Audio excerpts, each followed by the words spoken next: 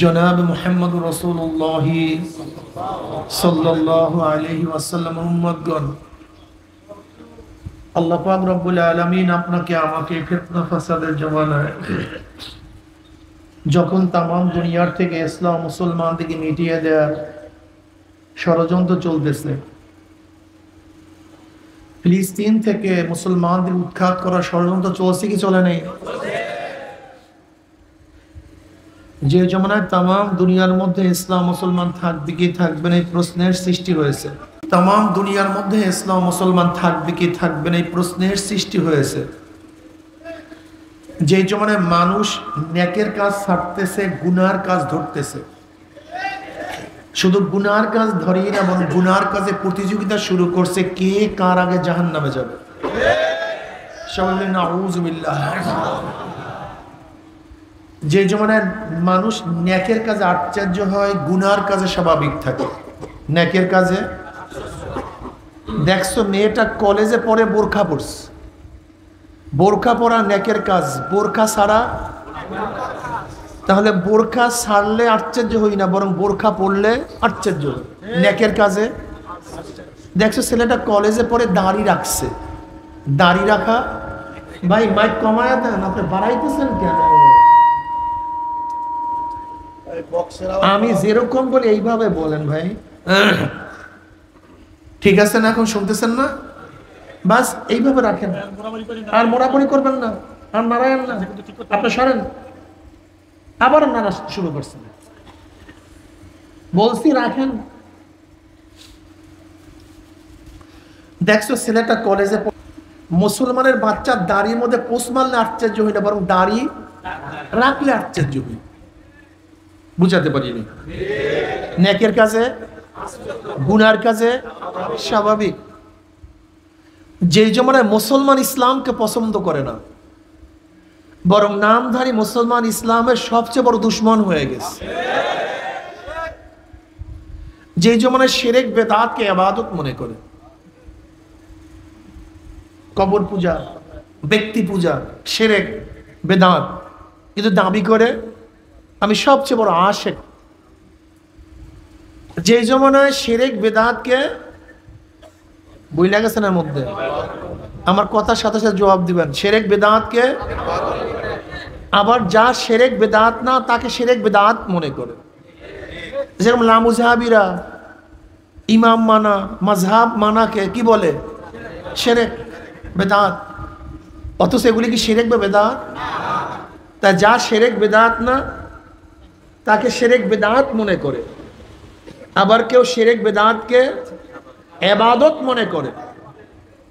আপনাদের খেয়াল না থাকলে বয়ান হবে না, কিন্তু প্রত্যেকের জেহেন আমার দিকে রাখেন, জবাবটা ঠিক মতো দেন কমপক্ষে। কি কথা ঠিক না?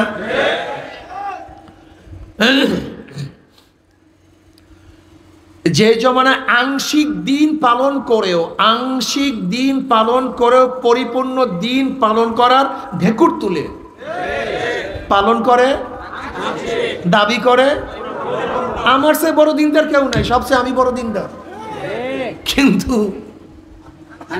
কি কথা ঠিক না?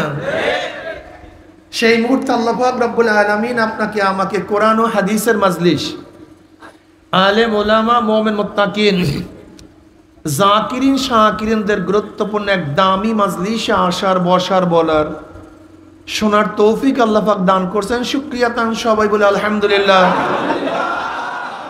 এই মাজলিস অনেক গুরুত্বপূর্ণ, অনেক দামি। এত দামি, আমি সবসময় মাজলিসকে ধোলাই কারখানা বলি। ধোলাই কারখানা যখন জামা কাপড় দেওয়া হয়, জামা কাপড়গুলি ময়লা থাকে, কিন্তু কারখানাওয়ালা যখন ফেরত দেয় পরিষ্কার, ময়লার কোনো চিহ্নও থাকে না। ঠিক এখানে যখন ঢুকছিলাম, আমল নামায় গুনার বহুত ময়লা ছিল। আল্লাহ পাক কবুল করলে মাজলিস থেকে বের হয়ে যাবে, গুনাহ সব সাফ হয়ে যাবে, পরিষ্কার। কথা বুঝেন নাই? এই জিকিরের মাজলিসকে কেন্দ্র করে বুখারীর মধ্যে রওয়ায়াত আছে, আল্লাহ পাক ফেরেশতাদের সাথে বিভিন্ন প্রশ্ন এবং জবাব দেওয়ার পর আল্লাহ পাক নিজেই সিদ্ধান্ত দেন, উশহিদুকুম আন্নী কাদ গাফারতু লাহুম। ফেরেশতারা সাক্ষী থাক, গোটা মাজলিসের বান্দাদের গুনাহ আমি সব মাফ করে দিয়েছি। ইয়াকুলুল মালাকু মিনাল মালাইকাতি ফীহিম ফুলানুন লাইসা মিনহুম। ইন্নামা জালি হাজাতান ইয়াকুলুল্লাহ আযজা ওয়া জাল্লা হুবুল জুলাসা লা ইয়াশকা জালিসুহুম, রাহুল বুখারী। এই মজলিস এত দামি, শুধু গুনাহ খাতা মাফি নয়, জিকিরের মজলিস থেকে যখন জাকিরিন বিদায় হয় আল্লাহ সমস্ত গুনাহকে নেকের দ্বারা পরিবর্তন করে দেন। মা মিন কওমিন ইসতামাউ ইয়াসকুল্লাহ তাআলা লা ইউরিদুনা বিযালিকা ইল্লা ওয়াজহাহু ইল্লা নাদাহুম মুনাদি মিনাস সামাই আন কুবু মাগফুরাল লাকুম ক্বাদ বুদ্দিলাস সাইয়্যাতুকুম হাসানাত। যখন জাকিরিন জিকিরের মজলিস থাকতে থাকে, একদল আহ্বানকারী ফেরেশতারা আসমান থেকে ডাক দিয়ে বলে, জাকিরিন সুসংবাদ শোনো, আল্লাহ পাক তোমাদের গুনাহ খাতা সব মাফ করে দিয়েছে। মাফ করছে শুধু তাই নয়, তোমাদের সমস্ত গুনাহকে আল্লাহ পাক নেকের দ্বারা পরিবর্তন করে দিয়েছে। যেরকম সূরা ফুরকানের মধ্যে আল্লাহ পাক কি বললেন, ইল্লা মান তাবা ওয়া আমানা ওয়া আমিলা আমালান সালিহান ফাউলাইকা ইউবাদদিলুল্লাহু সাইয়্যাতিহিম হাসানাত ওয়া কানাল্লাহু গফুরার রহিমা। যদি তওবা করার মতো তওবা করতে পারো, ঈমানকে মজবুত করতে পারো, নেক আমল বাড়াতে পারো, আল্লাহ পাক গুনাহ খাতা মাফের শুধু ওয়াদা করেন নাই, সমস্ত গুনাহকে আল্লাহ পাক নেকের দ্বারা পরিবর্তন করে দিবেন। এই যে একবার সুবহানাল্লাহ পড়ছেন, পড়ার সাথে সাথে আমলনামায় 1000 নেকি লেখা হয়ে গেছে, 1000 গুনাহ ঝরে গেছে। ইন্নাল হাসানাতি ইউযহিবনাস সাইয়্যাত। নেকি গুনাহকে এইভাবে মিটায়া দেয়। নেকি ইউযহিবনার অর্থটা কি? এইভাবে নেকি গুনাহকে মিটায়া দেয়, মনে হয় যেন কোনোদিন গুনাহই করে নাই। ময়লা কাপড়কে ভালো মতো ধৌত করলে মনে হয় যেন কোনোদিন ময়লাই লাগে নাই। গুনাহগার যখন তওবা করার মতো তওবা করে, মনে হয় যেন কোনোদিন গুনাহই করে নাই। অপবিত্র পাত্রে যদি আপনি বারবার স্বচ্ছ পানি ঢালতে থাকেন, এক সময় দেখবেন, কথা বলে না কেন, সব কি তার আমল নামার মধ্যে যদি ন্যাক ঢালতেই থাকেন, দেখবেন এক সময় সব ন্যাকে পূর্ণ হয়ে গেছে, গুনাহ বলতে কিছুই নেই। আল্লাহ আমাদের সবাইকে কবুল করে নেন। আমি যে আয়াতের তেলাওয়াত করছি, এর উপরে কি ব্যাপক আলোচনার সময় আছে? এলেম আছে? এলেমও নেই, সময়ও নেই, দুইটারই অভাব। কাজে সংক্ষিপ্ত আলোচনা করব, খুব খেয়ালের সাথে বয়ান শোনা চাই, ঠিক না?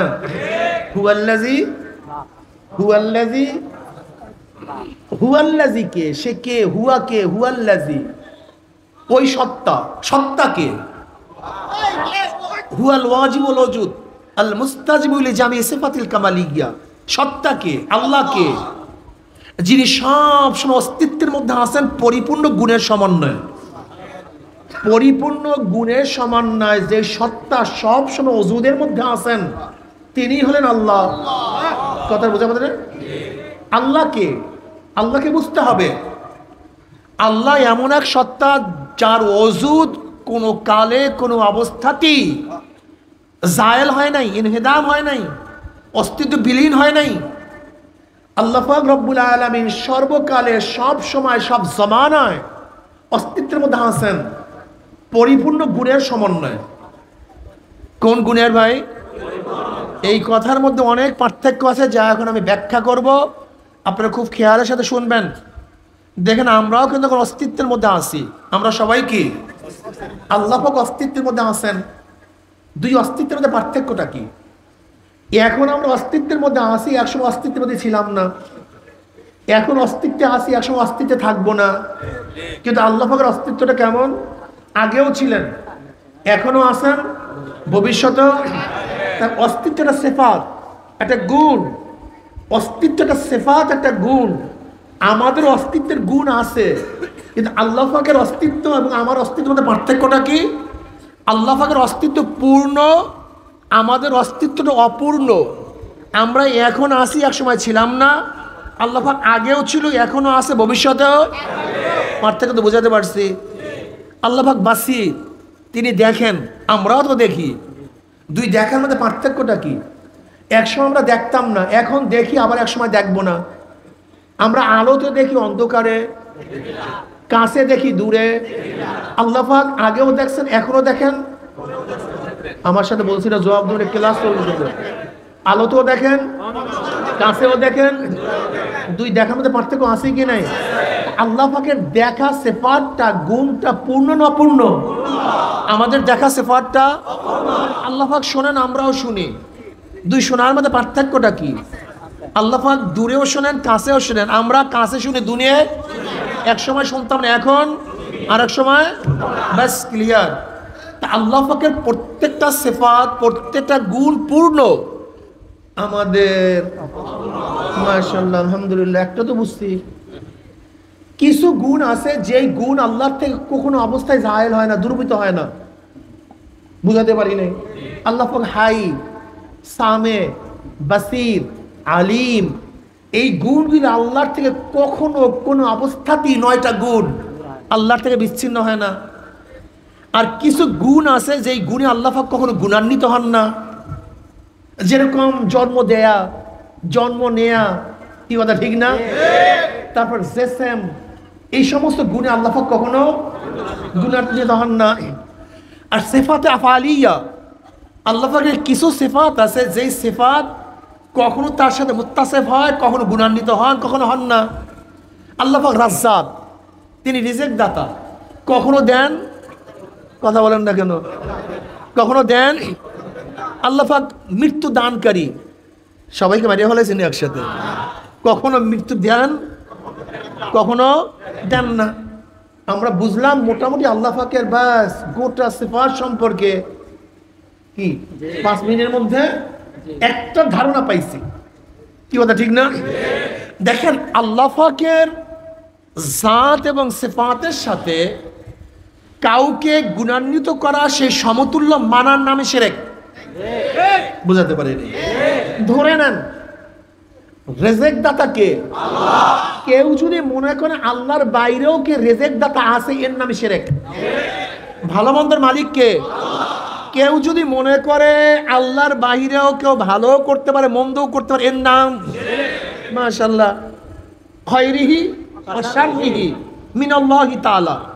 ভালো এবং মন্দ কি সবাই বোবা টোবা হয়ে গেছে?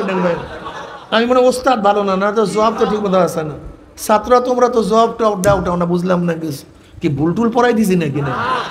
তো জবাব দাও না কেন? সবাই জবাব দাও, আমার সাথে সাথে তালে তালে জবাব দাও, দেখো মজা লাগবে, ভালো লাগবে। খায়রিহি ওয়া শাররিহি, ভালো এবং মন্দ কার থেকে? কেউ যদি মনে করে আল্লাহর বাহিরেও কেউ ভালো করতে পারে, বুঝাতে পারি নেই। হেদায়েতের মালিক কে?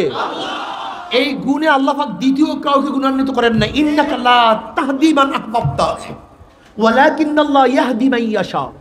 হেদায়েতের একচ্ছত্র মালিক কে? কেউ যদি মনে করেন না অমুক নবীর কাছে, অমুক রসুলের কাছে, অমুক ব্যক্তির কাছেও হেদায়েত আছে পাওয়া, এর নামই শিরক। বুঝাতে পারি নেই? জান্নাতে নেওয়ার মালিক কে? জাহান্নাম থেকে বাঁচাবার মালিক কে?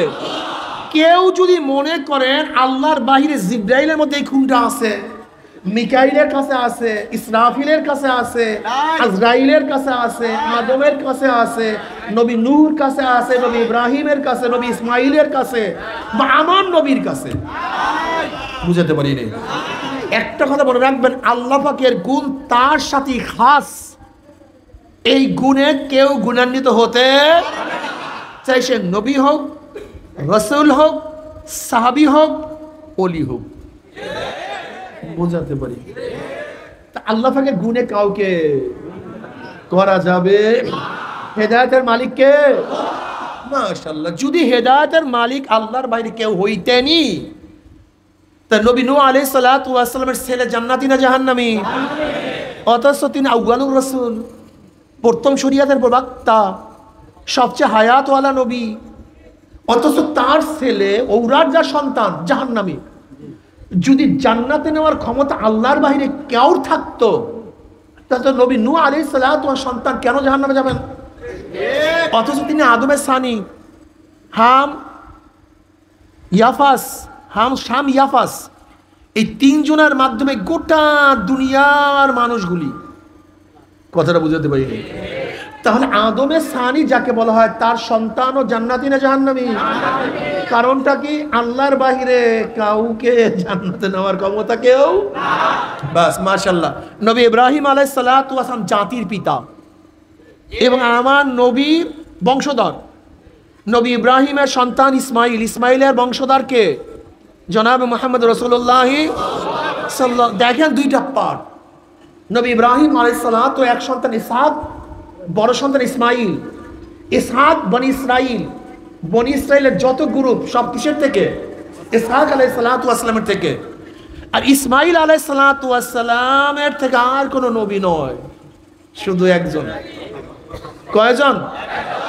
বলতে পারো একজন। আর এতজন, এক সূর্যের দাম বেশি না হাজারো তারকার দাম বেশি? এক চন্দ্রের দাম বেশি না হাজারো তারকার দাম বেশি? কথাটা বুঝাতে পারিনি। তা আমার নবী চন্দ্র, আমার নবী সূর্য, অন্য অন্য নবীরা তারকা।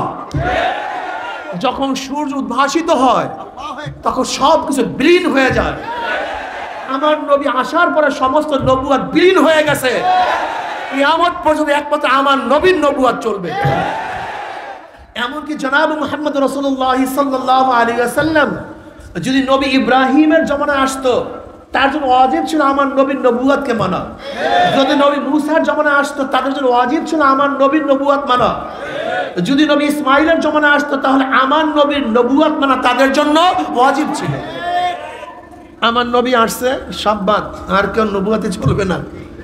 একমাত্র কিয়ামত পর্যন্ত চলবে কার নবুয়ত? এখানে আর একটা কথা মনে রাখতে হবে, আমার নবীর গুণ দুইটা। আমার নবীর গুণ সিফাত কয়টা? নবী নূহ আলাইহিস সালাতু ওয়াস সালাম নবী, কিন্তু শেষ নবী নন। নবী ইব্রাহিম আলাইহিস সালাতু ওয়াস সালাম নবী, কিন্তু শেষ নবী না। নবী মুসা নবী, কিন্তু শেষ। নবী ঈসা নবী, কিন্তু শেষ। কিন্তু আমার নবী নবীও এবং শেষ নবীও। কেউ যদি আমার নবীকে নবী মানে, শেষ নবী মানে না, দেখছেন সন্দেহ ঘুরে গেছে। নবী মানছে, নবীকে একটা গুণ মানছে, কিন্তু শেষ নবী এই গুণ সেও কি ক্লিয়ার কাট কথা বুঝতে হবে তোমাদেরকে। আমার নবীর নবুয়তই মানছে, কিন্তু নবুয়তের শেষ নবী এইটা না মানলে সেও কাফের। তাকে যারা কাফের বলবে না, ওইটাও কাফের। তা আমার নবীর গুণ কয়টা? কি? নবীও। মাশাআল্লাহ, আল্লাহ কবুল করে নেন। এর জন্য কাদিয়ানীরা কি ভাই? কাদিয়ানীরা কিন্তু আমার নবীকে নবী মানে, কিন্তু শেষ নবী মানে না।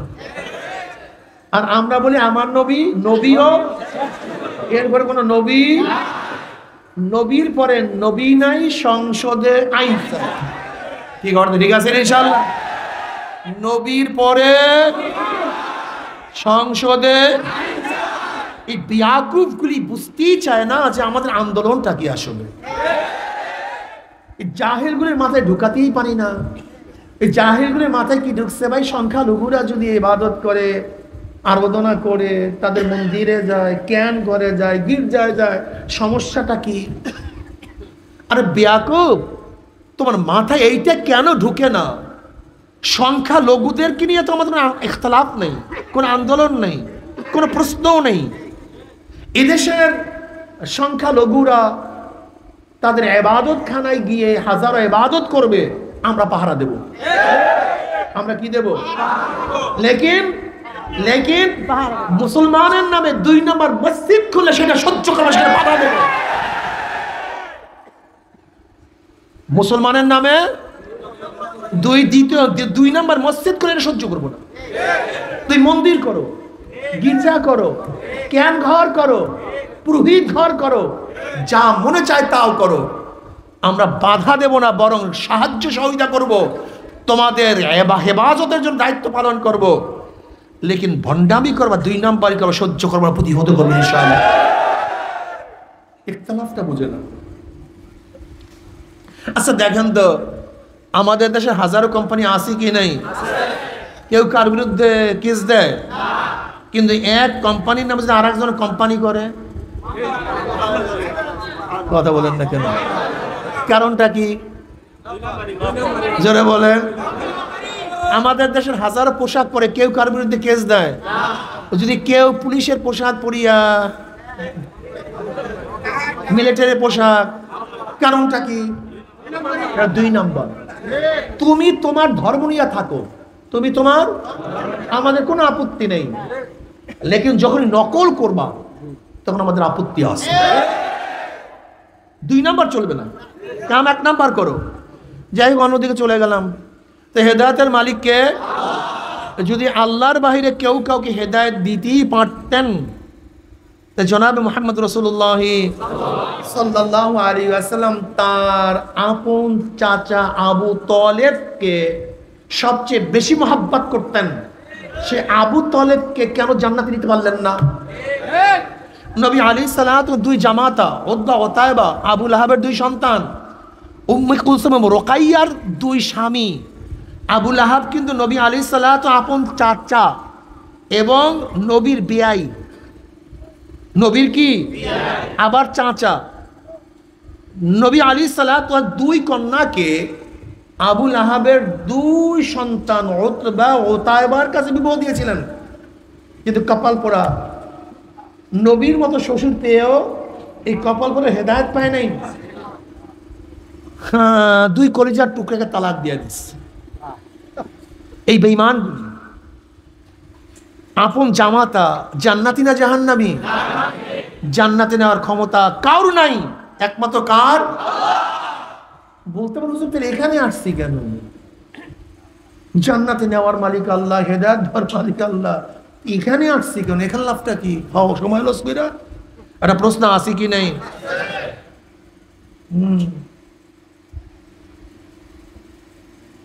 প্রশ্ন আসি কি নাই? হেদায়েতের মালিককে, রেজেক দেওয়ার মালিককে, সুস্থ করার মালিককে, বিদ্যা দেওয়ার মালিককে, রেজেক দেওয়ার মালিক। ব্যবসা করলেন কেন? কৃষি কাজ করলেন কেন? কথা বলেন না কেন? আসতে বলে কেন? জোরে বলেন কি? রেজেক দেওয়ার মালিককে। দোকান করলেন কেন? উসিলা, জোরে বলেন ভাই। রেজেক দেওয়ার মালিককে। দোকান করলেন কেন? রেজেক দেওয়ার মালিককে। চাকরি করলেন কেন? রেজেক দেওয়ার মালিককে। কৃষি কাজ করলেন কেন? সুস্থ করার মালিককে। ডাক্তার দেখাইলেন কেন? ইলম দেওয়ার মালিককে। মাদ্রাসায় ভর্তি হলেন কেন? হেদায়েত দেওয়ার মালিককে। এখানে আসছি কেন?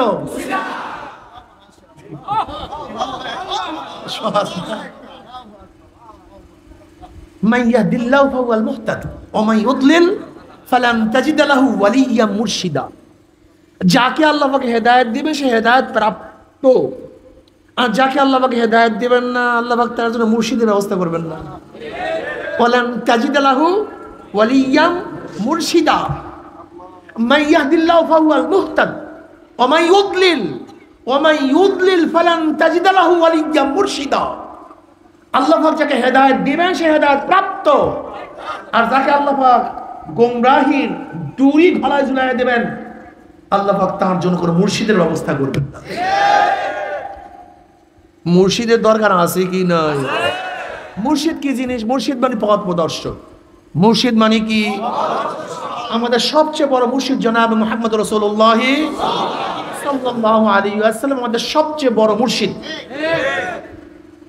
তিনি নাই, তিনি রেল চলতেছে, রেলের আগে ড্রাইভার নাই, রেল তো চলমান, এখন কি করবেন?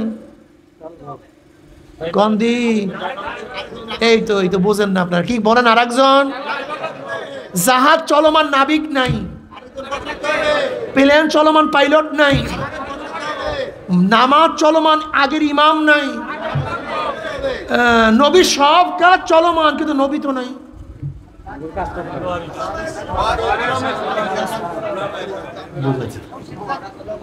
নবীর সমস্ত কাজ, নবী নামাজ পড়ছেন কি পড়েন নাই? নামাজ চলমান। রোজা রাখছেন কি রাখেন নাই? রোজা চলমান। যাকাত দিছেন কি দেন নাই? যাকাত চলমান। জিহাদ করছেন কি করেন নাই? জিহাদ চলমান। হজ করছেন কি করেন নাই? হজ চলমান। সমস্ত কাজ চলমান। মাঝখানে নবী, কাজ, এখন কাজের আঞ্জাম দিবে কে? মাশাআল্লাহ, আল উলামা ওয়ারাসাতুল আম্বিয়া। নবী নাই, নবীর কাজ চলমান, সেখানে আর একজনকে দায়িত্ব পালন করতে হবে। মুর্শিদ নাই, নবী আমাদের মুর্শিদ ছিলেন, কিন্তু মুর্শিদ তো নাই, পথ প্রদর্শন করতে হবে। সেখানে নবীর ওয়ারিসগণ মুর্শিদ হিসাবে পথ দেখাতে থাকবে।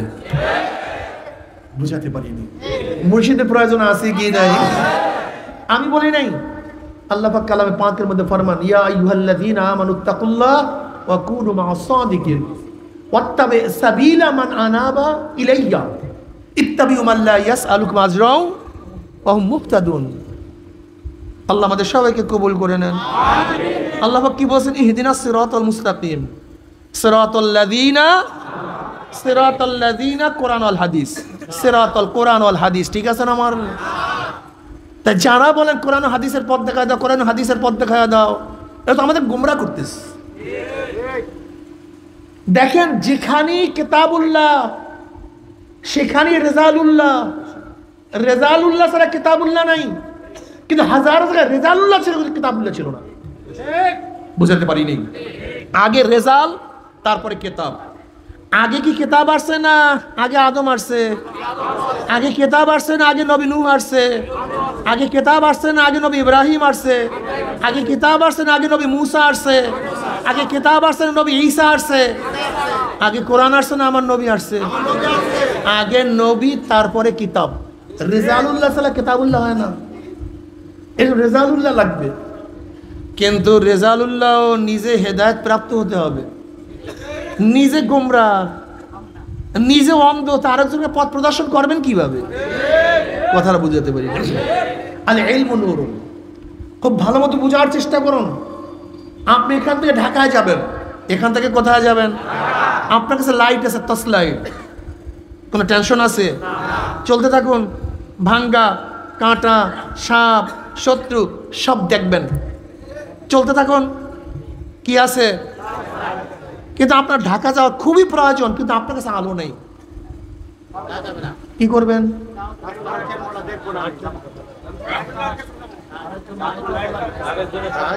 দেখছেন, সবার মধ্যে কনফিউশন চলে আসছে। আমার কাছে লাইট নাই, কিন্তু আমার তো ঢাকা যেতে হবে, যাব কিভাবে? যার কাছে লাইট আছে তার পিছন ধরো। যদি তোমার কাছে লাইট নাই, যার কাছে লাইট আছে তার অনুসরণ করলে তুমিও ঢাকায় চলে যাবা।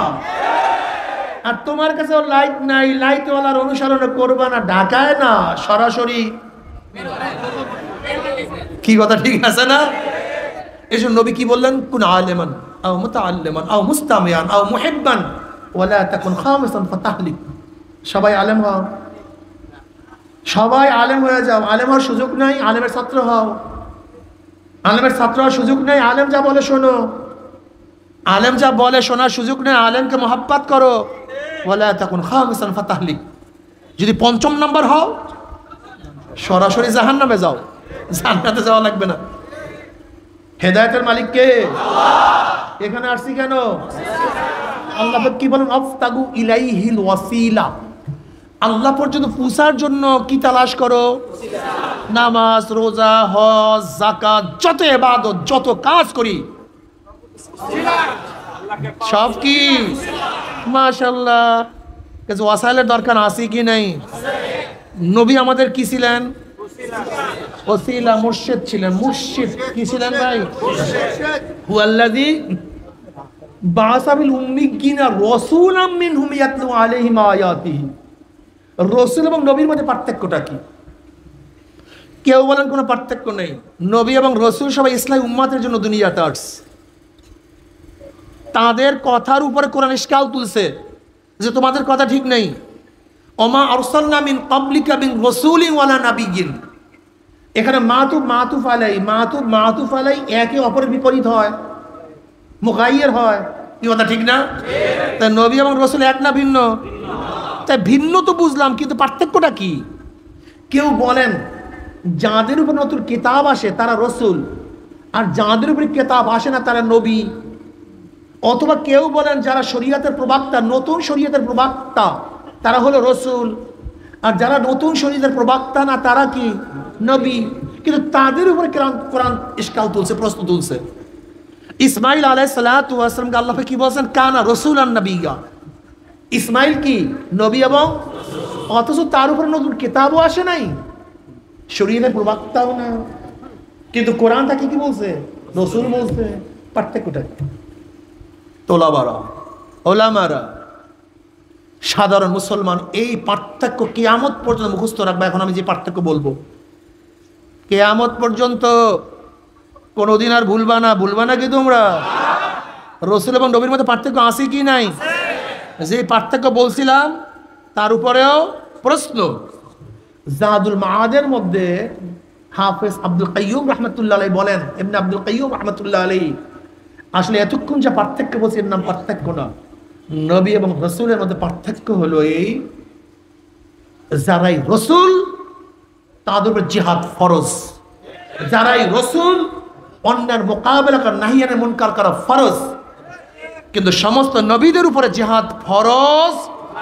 কিন্তু যেই রাসূল হবে, চাই কিতাব আসুক অথবা নাই আসুক, শরীয়তের প্রবক্তা হোক অথবা নাই হোক, যে রাসূল হবে তারপরে জিহাদ, নাহিয়ানে মুনকার।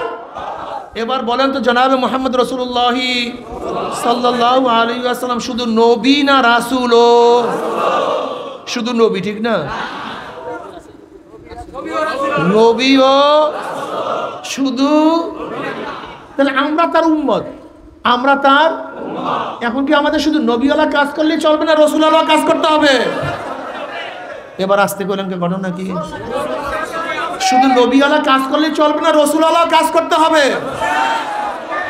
আর রাসূলওয়ালা কাজ করলে কি লাগবে? অন্যায়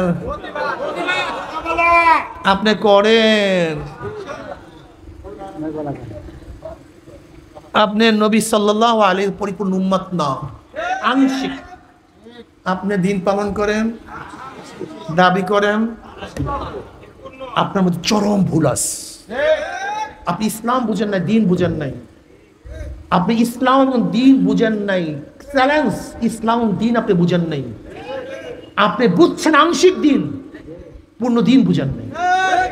দেখেন, একটা মানুষ সুস্থ থাকার জন্য দুইটা জিনিসের প্রয়োজন। এক ব্যক্তি ডায়াবেটিস, তার সুস্থ থাকার জন্য দুইটা জিনিসের প্রয়োজন, প্রতিরোধক, প্রতিশোধক।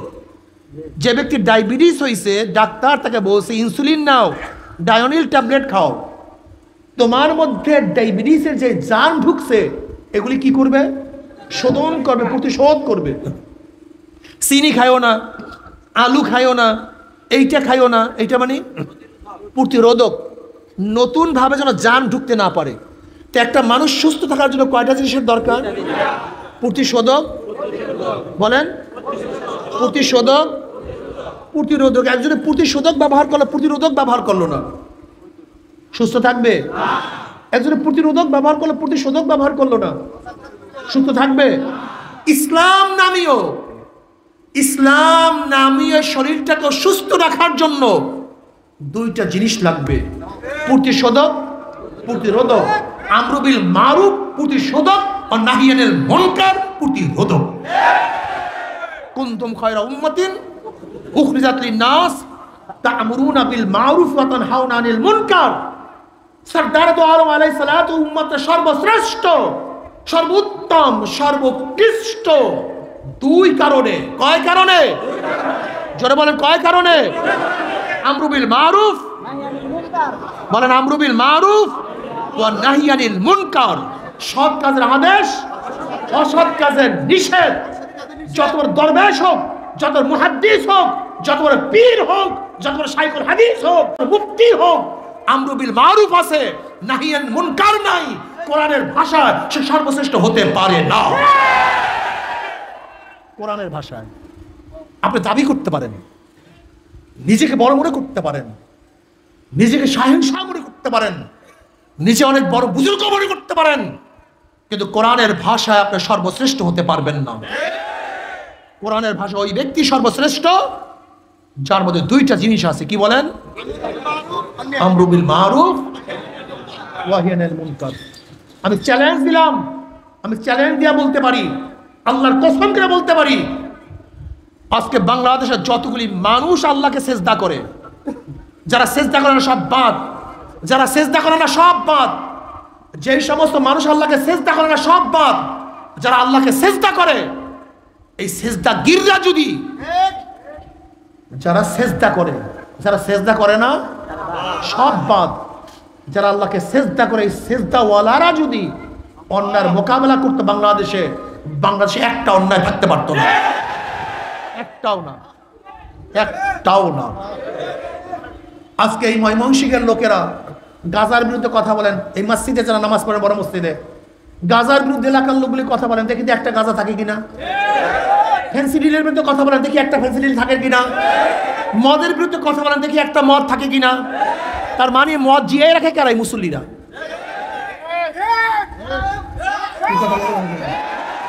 আমি বাধা দেই না দেখা মদ, আমি বাধা দেই না ফেন্সিডিল, আমি বাধা দেই না দেখা গাজা।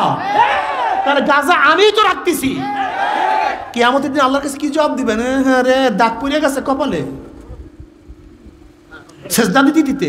তুমি ইসলাম বুঝো নাই, তুমি দিন বুঝো নাই। দিন নামিও একটা জিনিস তোমাকে বুঝানো হয়েছে, তুমি পুরোপুরি দিন বুঝো নাই। ইসলাম ভিন্ন জিনিস, দিন ভিন্ন জিনিস। আগে দিন বুঝো, দিন বুঝো। তুমি বুঝছো কি? নামাজের নামই ইবাদত, নামাজের নামই। যদি শুধু নামাজের কারণেই সর্বশ্রেষ্ঠ হইতো, তাহলে তোমার চেয়ে আমার চেয়ে ঈসাইরা অনেক বেশি ইবাদত করে। ওলামায়ে কেরাম জানেন, ঈসাইদের ইবাদত সম্পর্কে আপনারা জানেন। তোমাদের চেয়ে আমাদের চেয়ে বৌদ্ধরা অনেক বেশি ত্যাগ করে। তুমি কি জানো আগেকার জমানায় ঈসাইরা কি করে ইবাদত করতো? বিবাহ করতো না, সংসার ছিল না, চাকরি ছিল না, কাজ ছিল না। ইবাদত করতে করতে করতে করতে করতে করতে হাড্ডি এবং গোশত সব এক হয়ে গেছে। এত ইবাদত করতো, এত ইবাদত করতো। সারা বছর রোজা রাখতো, সারা রাত্র নামাজ পড়তো, জঙ্গলে থাকতো, জঙ্গল থেকে বের হইতো না, সারাদিন গির্জার মধ্যে থাকতো, গির্জার থেকে বের হইতো না। কিন্তু তারপর তার শ্রেষ্ঠ না কেন? এর কারণটা কি? কথা বলেন না কেন? জোরে বলেন। এখনো যদি তুমি ইবাদতের মধ্যে থাকো, নামাজের মধ্যে থাকো, রোজার মধ্যে থাকো, তাহলে তোমার মধ্যে আগেকার উম্মতের মধ্যে পার্থক্যটা কি? আমাকে বলো, কি পার্থক্য আমাকে বলো। তোমার যে এলেম আছে ইহুদিদের এলেম তার চেয়ে অনেক বেশি ছিল। লেকিন না, এলেম, নামাজ, রোজা, এর জন্য আল্লাহ পাক উত্তম উম্মতের ডিক্লার দেন নাই। দুইটা কারণ উত্তম উম্মতের ডিক্লার দিয়েছেন, কুনতুম খায়রা উম্মাতিন উখরিজাত লিন-নাস তা'মুরুনা বিল মা'রুফ ওয়া তানহাউনা আনিল মুনকার। কিন্তু তোলাবা উলামা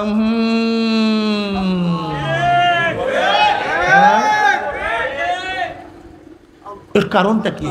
মুসালসাল ভাবে আমাদের মধ্যে যা ঢুকানো হয়েছে সেখান থেকে বের হতে পারি না। হুয়াল্লাযী বা'আসা ফিল উম্মিয়্যিনা রাসূলাম মিনহুম ইয়াতলু আলাইহিম আয়াতিহি ওয়া ইউযাক্কিহিম ওয়া ইউআল্লিমুল কিতাব ওয়াল হিকমা। যদি রাসূলের উম্মত দাবি করো, রাসূল আলা কাজ করিও, রাসূলের সাথে সম্পর্ক রাখিও, রাসূলের সুন্নাত অনুযায়ী চলি। আজকে সুন্নাত কি মনে করি? পাগড়ি, টুপি, দাড়ি, লম্বা জামা, এই সুন্নাত। এগুলিও সুন্নাত, এর বাইরেও সুন্নাত নাই। প্রশ্নই এখানে। এইটাও সুন্নাত, আরো সুন্নাত আছে।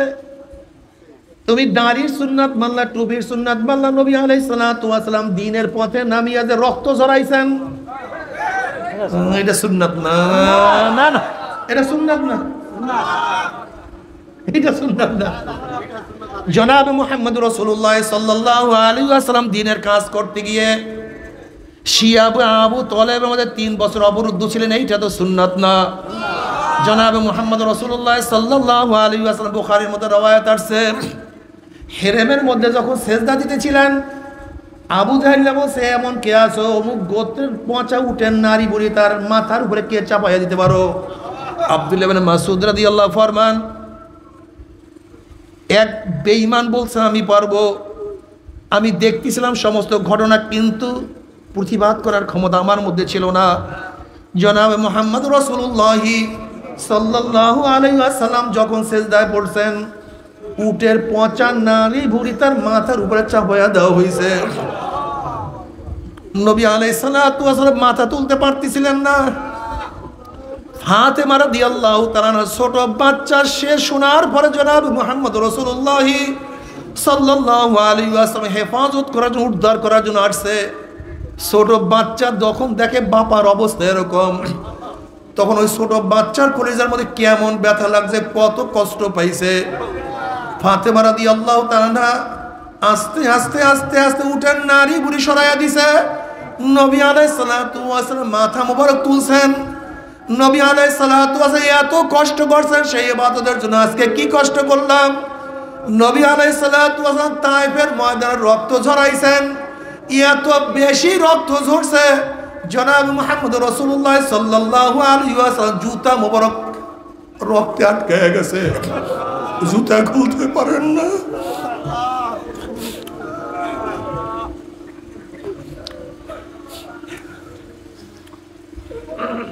তুমি আমি কি কি রক্ত ঝরাইলাম, কত রক্ত ঝরাইলাম।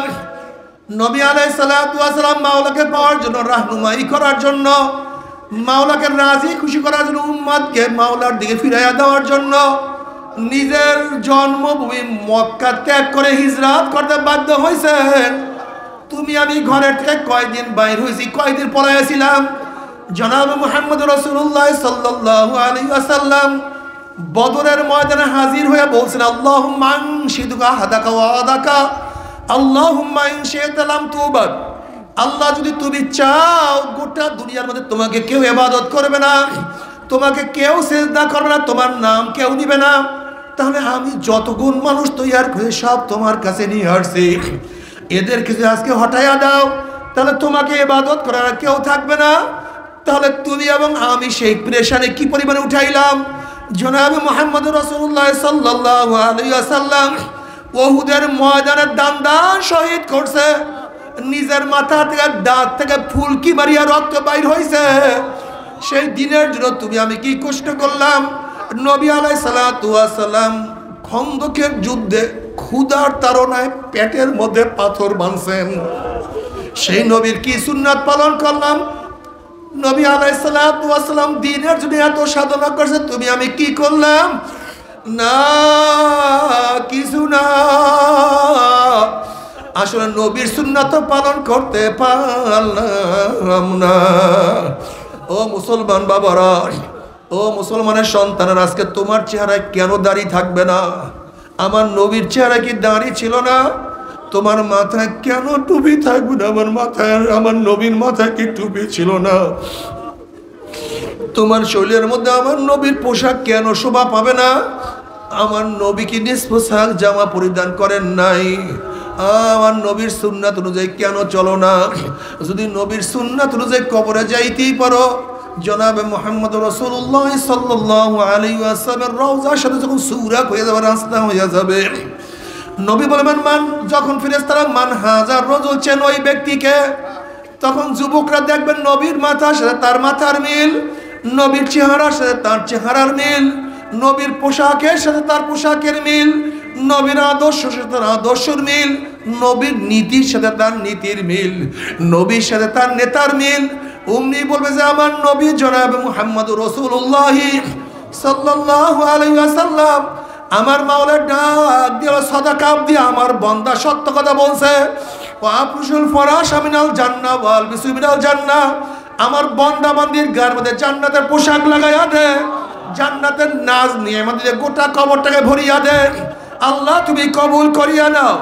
কিয়ামতের ময়দানে আল্লাহ পাকের মুমিন বান্দা বান্দি উঠবে, আমার মাওলা ডাকিয়া ডাকিয়া আরশে নিচে জায়গা করিয়া দিবে।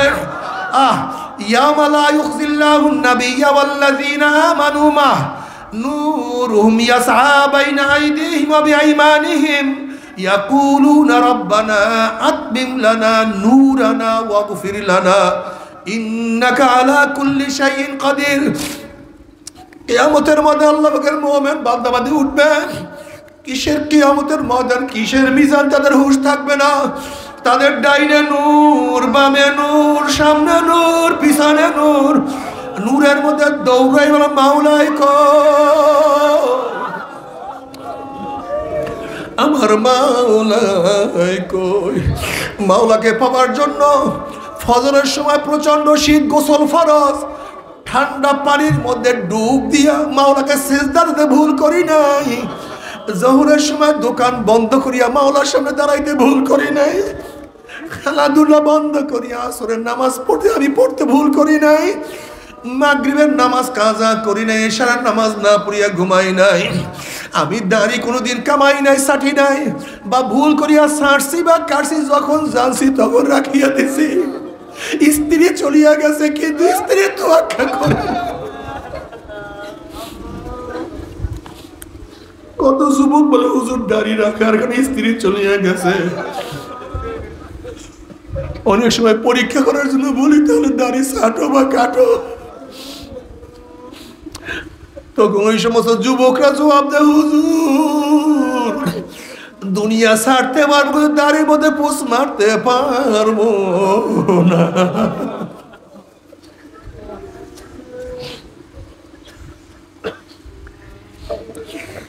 এত গরিব ছিলাম, প্রতিদিন আসি, প্রতিদিন খাইছি, এক লোকমা হারাম প্যাটের মধ্যে ঢুকাই নাই।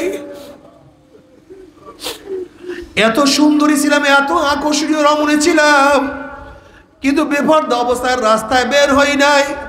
এত বড় অফিসার ছিলাম, এক লোকমা হারাম ঘুষ খাই নাই। এত অসুস্থ ছিলাম, কিন্তু মাওলার ইবাদতে কোনো ত্রুটি করি নাই। আমার মাওলাই কই, আমার মাওলাই কই, আমার মাওলাই কই, আমার মাওলাই কই। যখন আল্লাহ পাকের বান্দার, আল্লাহ পাকের বান্দিরা মাওলার তালাশে দৌড়াইতে থাকবে, নবী আলাইহিস সালাতু ওয়াস সালাম ফরমান, সাতারাউনা রাব্বাকুম কামা তারাউনাল কামারা লাইলাতাল বদরে। আমার মাওলা ডাক দে ফেরেশতারে, নূরের পর্দা সরাইয়া দে। যখন ৭০,০০০ নূরের পর্দা সরাইয়া দেওয়া হবে, প্রত্যেকটা জান্নাতি ভিড়া ভিড়ি ধাক্কা ধাক্কি ব্যতীত প্রত্যেকের জায়গার থেকে আমার মাওলাকে দেখিয়া ফলাইবে।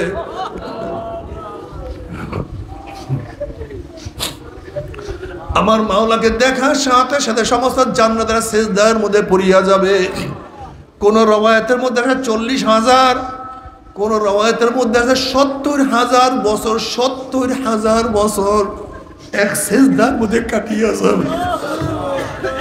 হুশ নাই মাওলার দিদারের মধ্যে, মাওলার প্রেমের মধ্যে, মাওলার ইশক মুহাব্বতের মধ্যে।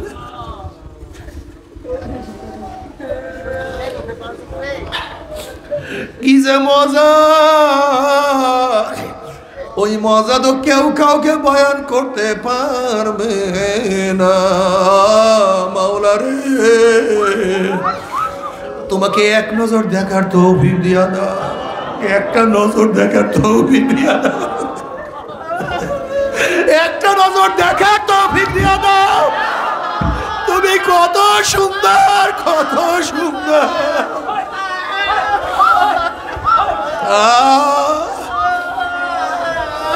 তুমি কত সুন্দর।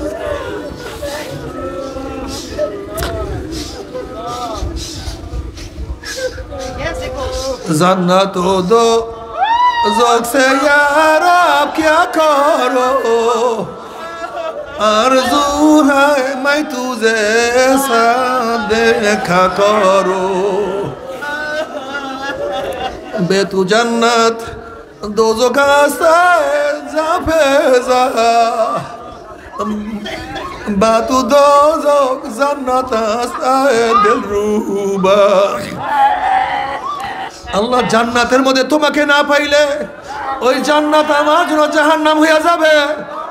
আর মাওলা হে, যদি জাহান্নাম গিয়া তোমাকে পাই, জাহান্নাম আমার জন্য জান্নাত হয়ে যাবে। हर तमन्ना दिल से रुखसत हो गई, अब तू आजा, अब तो खिलवात आ गई। মাওলা হে, আমার কলবটাকে তোমার জন্য খালি করিয়া ফেলাইছি, আমার দিলটাকে তোমার জন্য একেবারে ফাঁকা করিয়া ফেলাইছি। তুমি একটু আসো, তুমি আসো, তুমি আসো।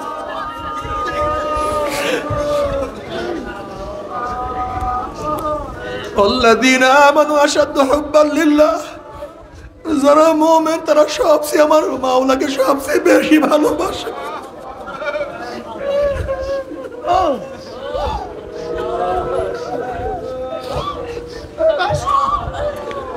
এ আমার যুবক বাবারা, আমার মুরব্বী বাবারা, যদি ভালোবাসতিস আমার মাওলাকে মোহাব্বত করো।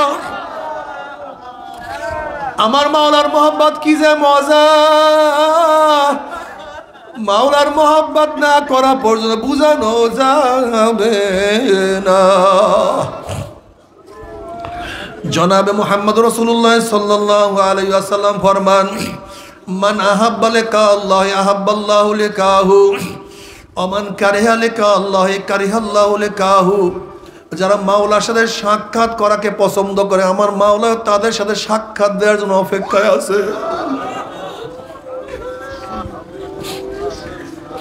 বাবারে, মনে মনে দোয়া করো, মাওলা তোমার সাথে সাক্ষাৎ করতেছে।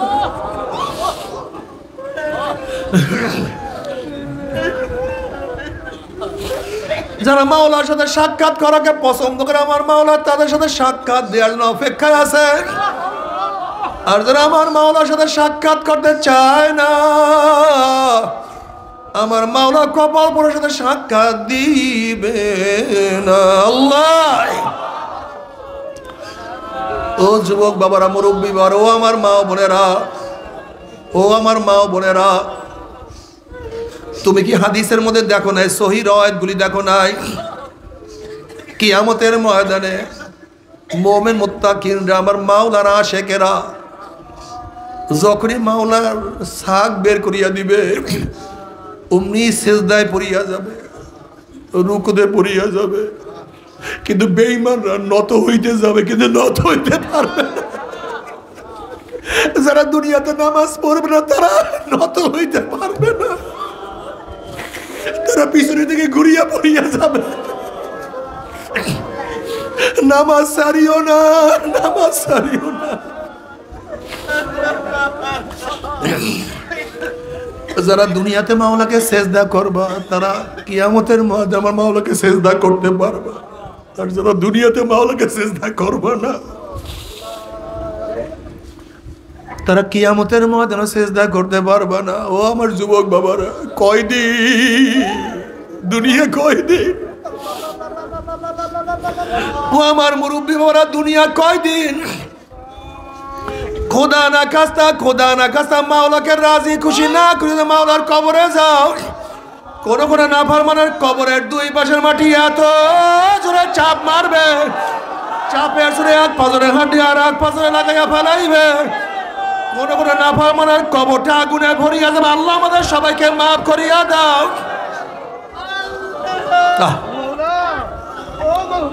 তাকাদু তামাইয়াজু মিনাল গায়জি কুল্লামা উলকিয়া ফিহা ফাউজুন সালাহুম খাজানাতু আলাম ইয়াতিকুম নাযির ক্বালু বালা ক্বাদ জানা নাযিরুন ফাকাযাবনা ওয়া কুল্লামা নাযালাল্লাহু মিন শাইইন ইন আনতুম ইল্লা ফি দালালিন কাবীর ওয়া ক্বালু লাউ কুন্না নাসমাউ আও নাআকিলু মা কুন্না ফি আসহাবিস সাইর। জাহান্নামের রাগ চলে আসছে, এক একটা জাহান্নাম আর এক একটা জাহান্নামকে খাইয়া ফেলাইতে আছে। জাহান্নামের আগুন 1 মাইল 2 মাইল উঁচা হয়ে শো শো আওয়াজ করতে আছে। যখন জাহান্নামে মারতে থাকবে, তখন রক্ষীরা প্রশ্ন করবে, আলাম ইয়াতিকুম নাযির, এ কপাল পোড়ার দলেরা, তোদেরকে জাহান্নামের কথা কেউ শোনায় নাই? জাহান্নামের ভয় কি কেউ দেখায় নাই? তখন নাফরমানরা বলবে, জাহান্নামের বলবে, ক্বালু বালা, ক্বালু বালা।